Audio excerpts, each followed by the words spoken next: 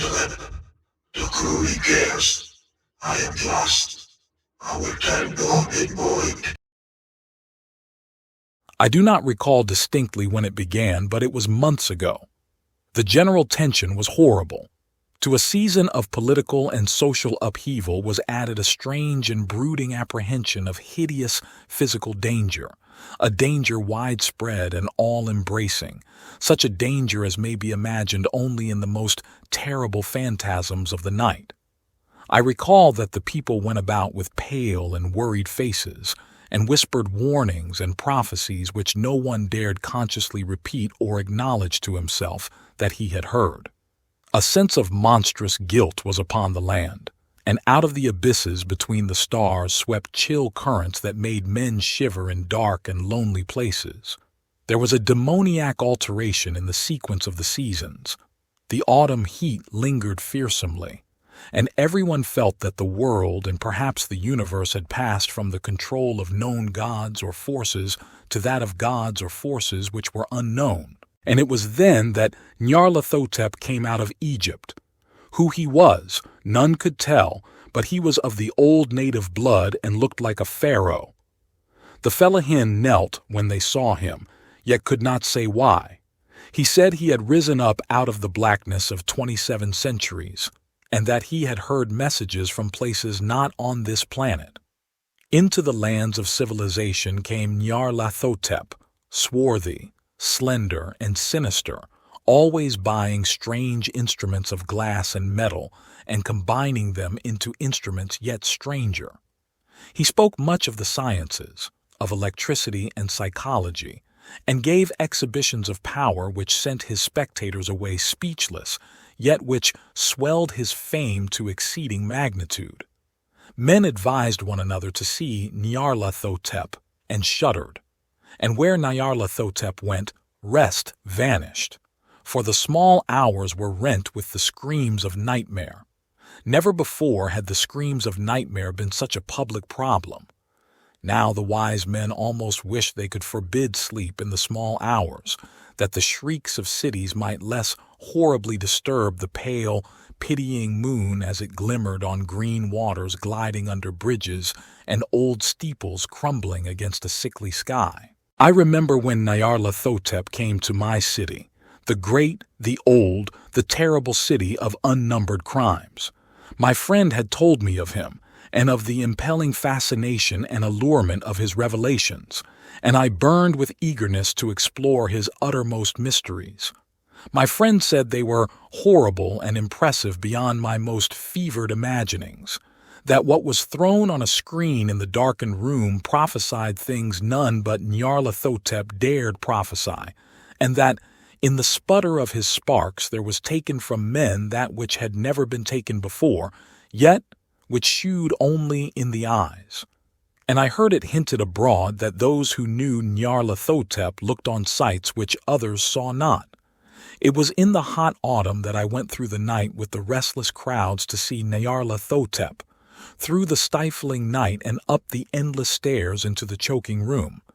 And shadowed on a screen, I saw hooded forms amidst ruins, and yellow, evil faces peering from behind fallen monuments. And I saw the world battling against blackness, against the waves of destruction from ultimate space, whirling, churning, struggling around the dimming, cooling sun. Then the sparks played amazingly around the heads of the spectators, and hair stood up on end while shadows more grotesque than I can tell came out and squatted on the heads.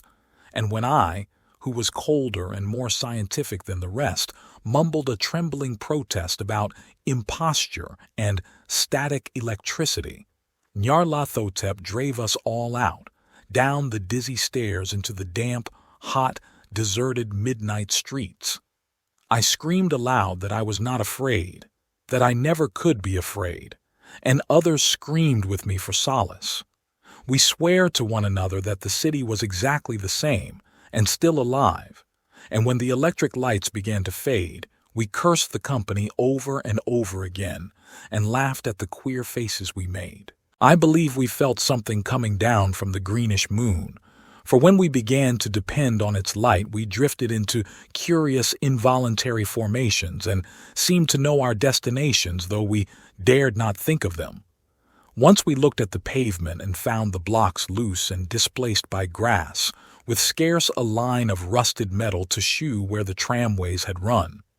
And again we saw a tramcar, lone, windowless, dilapidated, and almost on its side. When we gazed around the horizon, we could not find the third tower by the river, and noticed that the silhouette of the second tower was ragged at the top. Then we split up into narrow columns, each of which seemed drawn in a different direction. One disappeared in a narrow alley to the left, leaving only the echo of a shocking moan. Another filed down a weed-choked subway entrance, howling with a laughter that was mad. My own column was sucked toward the open country, and presently felt a chill which was not of the hot autumn. For as we stalked out on the dark moor, we beheld around us the hellish moon glitter of evil snows. Trackless, inexplicable snows swept asunder in one direction only, where lay a gulf all the blacker for its glittering walls. The column seemed very thin indeed as it plodded dreamily into the gulf. I lingered behind, for the black rift in the green-litten snow was frightful, and I thought I had heard the reverberations of a disquieting wail as my companions vanished. But my power to linger was slight. As if beckoned by those who had gone before, I half floated between the titanic snowdrifts, quivering and afraid, into the sightless vortex of the unimaginable. Screamingly sentient, dumbly delirious, only the gods that were can tell.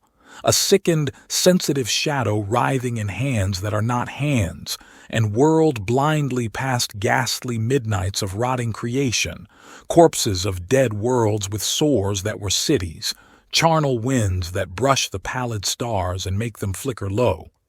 Beyond the worlds vague ghosts of monstrous things, half-seen columns of unsanctified temples that rest on nameless rocks beneath space and reach up to dizzy vacua above the spheres of light and darkness. And through this revolting graveyard of the universe, the muffled, maddening beating of drums and thin, monotonous whine of blasphemous flutes from inconceivable, unlighted chambers beyond time, the detestable pounding and piping whereunto dance slowly, awkwardly and absurdly the gigantic, tenebrous ultimate gods, the blind, voiceless, mindless gargoyles whose soul is Nyarlathotep.